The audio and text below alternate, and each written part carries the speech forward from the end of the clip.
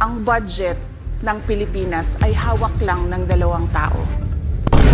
Nang ibunyag ng BC ang nakawan sa Kabanang Bayan, nag-init ang mga politikong may kasalanan. Imbis na purihin siya'y sinisiraan, sa halip na magsisi siya'y pinagtulungan. Buong Kongreso parang lihim na nagsabuatan, nagsagawa ng investigasyon, kunwari initiated legislation. Siya lang ay inimbestigahan, gayong alam ng taong bayan ang lantad nilang kalakaran. Silang lahat ay may bahid at pare-parehong kawatan. At sa likod ng drama may lisahang nabuo, mga pangalan ng politiko kung saang party list sila tumatakbo. Kaya sa darating na eleksyon, huwag silang iboto dahil pabor sila sa mga budget insertion na ginagawa ng mga tusok. Panoodin hanggang dulo, baka kasamang nakalista ang politikong taga sa inyo. Nang ibunyag ng BC ang nakawan sa Kabanang Bayan, nag-init ang mga politikong may kasalanan. Imbis na purihin siya'y sinisiraan, sa halip na magsisi siya'y pinagtulungan.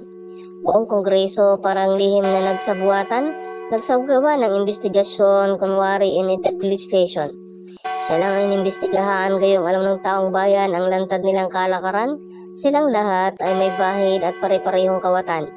At sa likod ng drama may lisahang nabuo, mga pangalan ng politiko kung saang party list sila tumatakbo. Kaya sa darating na eleksyon, huwag silang iboto dahil pabor sila sa mga budget insertion na ginagawa ng mga tusok.